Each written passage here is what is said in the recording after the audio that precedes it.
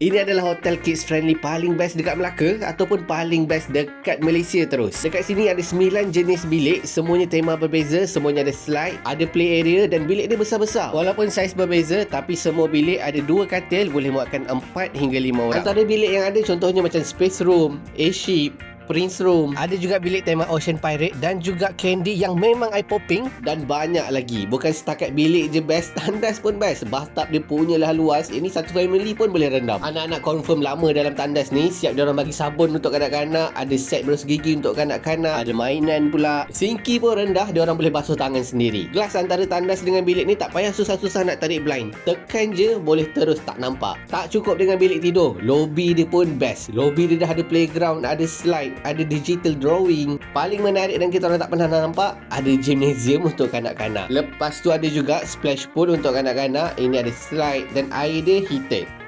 Dah lah indoor, air pula heated, so memang boleh main lama dekat sini.